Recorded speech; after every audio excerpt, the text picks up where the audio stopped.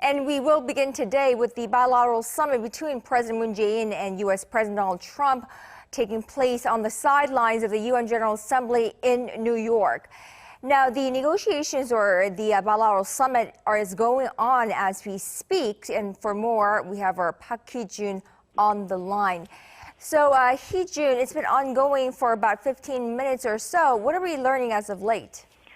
So, Konyang, talks between Presidents Moon and Trump began around half an hour ago. They began a little later than scheduled at 5:30 p.m. local time, and they're happening at the Intercontinental Barclay in New York, where President Moon is staying. Now, this is the 9th summit between the two leaders. Their previous meeting was in Seoul in June, where they held a one-on-one and a three-way meeting with North Korean leader Kim Jong-un in the truce village of Panmunjeom. So this makes it their first summit in around 3 months. Now, Hee-jun, the two leaders went into the talks with a lot more on their plate than the last time they met. Of course, but topping the agenda would be rekindling North Korea-U.S. denuclearization talks, perhaps the new method or that U.S. President Donald Trump discussed. What would they be? Right. So as you mentioned, Konyang, the most important agenda for today is, of course, the denuclearization talks between North Korea and the U.S. The negotiations have pretty much been in limbo since the second summit between Kim Jong-un and President Trump in Hanoi in February ended without any sort of agreement. But Pyongyang recently revealed it wants to resume working-level talks by the end of this month. Presidents Moon and Trump will be looking into ways to ensure the soon-to-be-resumed talks can lead to concrete progress. And ahead of their closed-door meeting, Moon told the press that he hopes to see another Kim-Trump summit soon as well. And like you said, President Trump also mentioned a new method last week that was welcomed by the regime. At the start of the summit just now, he added there will be additional measures for the North.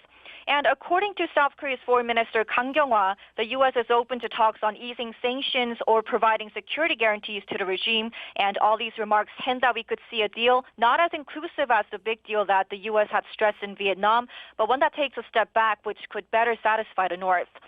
And another thing we need to look out for is whether the trade conflict between Seoul and Tokyo comes up.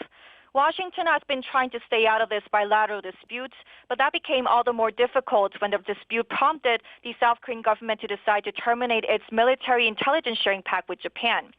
And that has left a stain in the trilateral alliance in the region. The Trump administration has on numerous occasions expressed its disappointment with Seoul over the decision. And President Moon is likely to explain the background behind the decision and emphasize that regardless of Seoul-Tokyo relations, Seoul-Washington ties need to be upgraded. And later in the day, South Korea and the U.S. will begin their defense cost-sharing negotiations in Seoul. President Trump has been publicly demanding South Korea should up its share of defense costs for the more than 28,000 U.S. troops stationed in the country. He even made a specific demand, $5 billion U.S. dollars.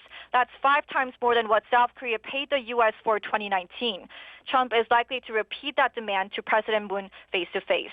And besides these agendas, they will also talk about strengthening bilateral alliance through trade and Korea's purchase of American gas and military equipment. Right now, we're waiting for the two presidents to exit the talks.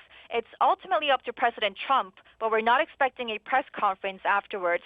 But I'll be sure to bring you more details as we get them. Back to you.